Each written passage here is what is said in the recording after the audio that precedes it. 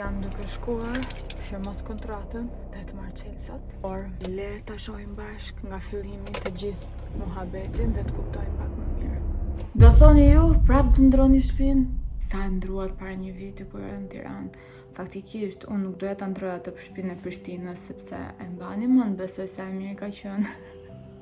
Gjatë verës, në pjesën e ditës që nuk filmoj edhe këtu, t'ju tregoja këtu, kemi vizituar disa zona të ndryshme në Tiranë, jashtë Tiranës, të plazh, në fshat, në periferi, për të parë se ku kishim dëshirë të jetonim. Kam pyetur vazhdimisht edhe në Instagram për zona të mira, por fakti është që arritëm në konkluzionin që do na duhen dhe na 3-4 vite, ndoshta më pak, ndoshta më shumë, se di, domethënë se unë nuk e parashikoj dot të ardhmen me pikë dhe presje. Do jetë shumë fani në të ardhmen kur shikoj këto video dhe të shoh se çfarë ka ndodhur mas. Por nesër rikthehemi tek muhabeti, duke qenë se arritëm në këtë konkluzion dhe duke qenë se vendosëm të bëjmë disa gjëra të tjera lidhur me një shtëpi tonën, një pronë tonën e të tjerë. Këtë me kohën do mundem t'ju tregoj dhe t'ju shpjegoj. Vendosëm që të ndrojmë shtëpinë, sepse kishim probleme me lagështirën në këtë shtëpi, domethënë kemi vendosur kuzhinën, është bërë lagështirë, e kemi rihequr, e kemi lyer. Pra, ka probleme me lagështinë dhe fakti është që i thash Ikrit që unë brenda dhjetorit duhet patjetër ta ndroja shtëpinë, sepse nuk imagjinoja të kisha probleme me lagështinë në një apartament ku jetoj me baton. Nuk e di, e kam shumë bezdi lagështirën dhe mendoj që mund të shkaktoj shumë probleme. Përveç asaj, gjithë verën kemi vuajtur mungesën e vazhdueshme të ujit për shkak të dëmtimit të pompës që kemi këtu në kompleks. Unë mendoja që në Tiranë kishte ujë 24 orë, por ishte një mendim i gabuar i imi. Premtua që uji do të ishte bërë 24 orë deri në 2022. Se Tirana do të ketë 24 orë ujë në 5 vjet. Tirana do të ketë 24 orë ujë në 5 vjet. Domethënë, nuk e di sa vite kam që jam kthyer në Shqipëri, 5 vite, dhe flas mes Prishtinës dhe Milanos, dhe unë mendoja që kishte ujë 24 orë, nuk e dija që nuk kishte ujë dhe funksiononte me depozitat dhe me pompa. Okej, hekrim sapo, gjithë Tirana thash pa ujë dhe unë kështu, what? Në 2025 jemi akoma pa ujë? Po, e thënë kjo, kemi qenë gjithkohës pa ujë, por nuk e kemi vuajtur shumë se kemi jetuar tek mami. Veç kësaj pastaj, problem tjetër ka qenë ascensori. Ascensori prishet shpesh. Dhe e mbani besoj mend kur ngeca në ascensor këtë verë. Kam ngecë në ascensor edhe ascensori pësoj nisi goditje. Kam frikë. Mirë, nëse se mbani mend, shkoni shikoni një vlog ku provoj fustanët e dasmës dhe aty e shikoni ku kam ngel në ascensor. Problemi tjetër më i madh, se nisa pak shumë të qeshur, por problemi realisht shumë i madh është zhurma. Ne këtu jemi buzë rrugës. Që do të thotë, nuk është se jemi buzë autostradës, ose buzë një kryqëzimi, ose një rrugë kryesore. Jemi buzë rrugës dhe kemi një si tip rrugë të vogël, ku kalojnë banorët, kalon dhe autobusi. Fakti është që këtu parkojnë gjithmonë në, do thoja, doppia fila, po parkojnë aty ku nuk duhet parkuar, sepse kalon autobusi, është stacioni autobusit e kështu me radhë. Dhe përveç kësaj, poshtë dritare së domos kemi koshat e plerave. Nga ana tjetër, jo tamam poshtë, por që do të thotë sa herë në çdo orar të ditës dhe natës kalon makina e plerave edhe bën shumë zhurmë.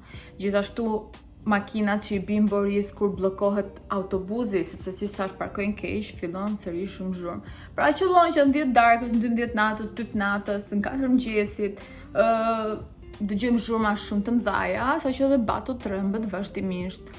Dhe kjo pavarësisht se ne mbajmë mbyll dritaren, se po ta hap dritaren këtu njerëz, situationi no good. Faktori tjetër është që ne kur morëm këtë shtëpinë kishim pamje të liçeni. Por që donë që brenda një viti na është ngritur një 15 katësh, ose jo, 15 katësh është gënjeshtër, më fal, është një 10 katësh, ose 7. dhe na është ngritur pikërisht përballë nesh. Dhe kjo na krijon akoma dhe më shumë errësirë, sepse ju më keni dëgjuar vazhdimisht që tankohem për errësirën këtu, por që akoma dhe më keq. Pastaj, përveç gjithë këtyre faktorëve që këtë vit na e kanë bërë pak më të vështirë jetesën, se më kuptoni, jemi në një fazë tjetër kur ishim më young, më të rinj, 20 vjeç, që ishim me party, me gjëra, me punëra, me shkolla, me gjëra, nuk e kishim shumë mendjen tek qetësia dhe tek drita dhe tek ascensori, por që në fazën ku jemi ne aktualisht, kemi prioritete të tjera dhe prioriteti jonë sigurisht është familja, është mirëqendja e batos, kështu që nuk më duket shumë okej që të kemi gjithë të shqetësime dhe që nuk arrim do të hapim dritaren në mëngjes, që kur gatuaj nuk arrit do të hap dritaren, që të kemi mungesën e ujit, që të detyrohem të mbaj nga një anë karrocën, nga një anë batën, që s'ka asgjë të keqe, më kuptoni, por nëse unë kam zgjedhur të paguaj në një vend ku ka ascensor dhe unë kam kërkuar ascensor, kjo është minimumi. Sistemi i arrimit në këtë pallat është shumë i keq. Çfarëdo lloj arome të ketë në shtëpitë e tjera, do ndihet tek shtëpia jonë këtu. Tani nuk e di a është problemi i shtëpisë tonë, a është gjithë sistemi, se thash në fillim gjithë sistemi, por ndoshta e kam dhe gabim.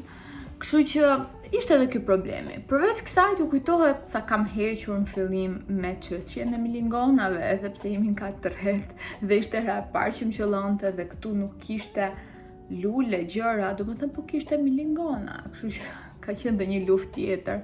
Nuk po flas pastaj për sistemimin, pastrimin, arredimin në mënyrë të thjeshtë, por funksional. Domethënë ka qenë një vit shumë luftë, por edhe vetë mënyra si e kemi gjetur shtëpinë, e kemi gjetur shumë last minute. Sot me që të gjeni një apartament në Tiranë është bërë një tragjedi, faktikisht është bërë si edhe në kryeqytetet e tjera kur duhet gjej një shtëpi në Milan, e mbaj mend, edhe në Prishtinë faktikisht na është dashur pak kohë.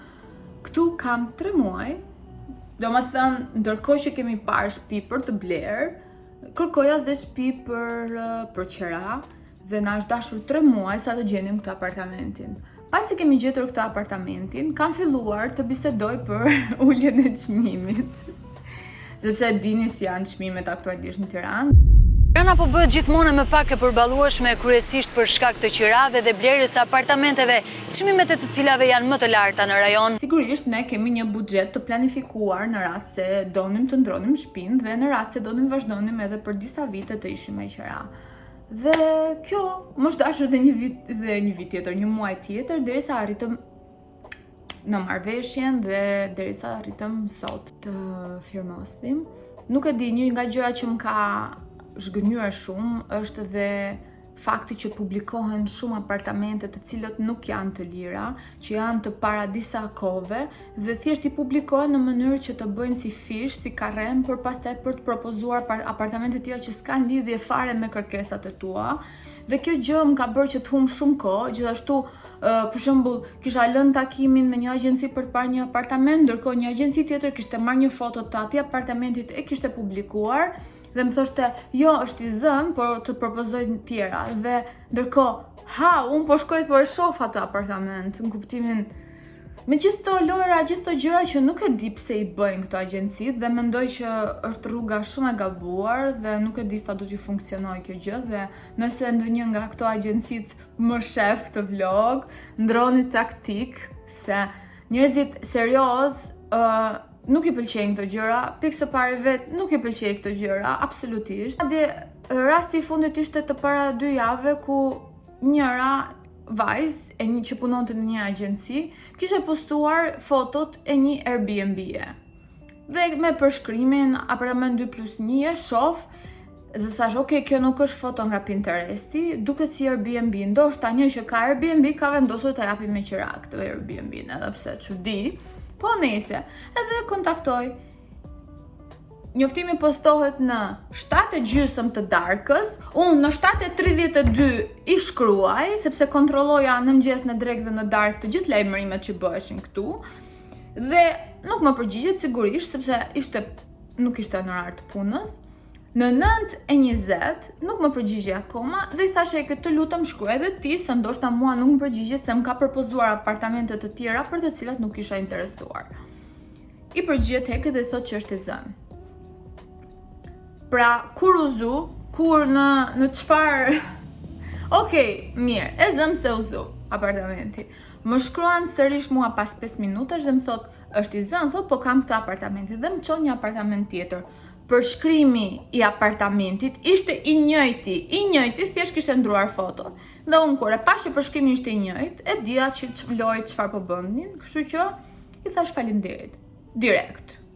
Më tha jo, po shikoja njëherë apartamentin dhe I përgjigja ime me edukat sigurisht ishte jo, nuk do ta shoh sepse është I njëjti apartament, thjesht keni ndruar fotot.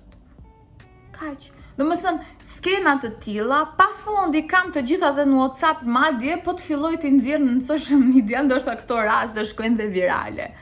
Megjithatë, unë nuk kisha këtë objektiv, unë kisha objektiv të gjejmë një apartament të qetë, me dritë, që të kishte hapësira më të mira se ky që jemi, që të kishte elektroshtëpiake të mira, të kishte sistem ngrohje, ftohje, të kishte si me thënë, këtë pjesën e izolimit të mirë si për lagështirën, si për ftohtin, për ngrohtin, e kështu me radhë.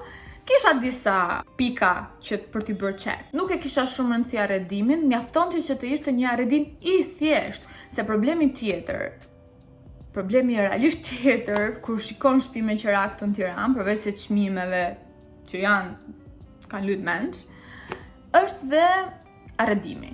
Shumica kanë arredim shumë të ngarkuar, me goldra, me gjëra në përmure, të varme, nuk e di. Ndërkohë unë kërkoj diçka shumë të thjeshtë, të pastër, me dritë, që të duket si shtëpi, mos të duket kështu as si ekspozite vendosur më njanë, po nga ana tjetër mos të duket as si një cirk, sepse realisht nuk e di.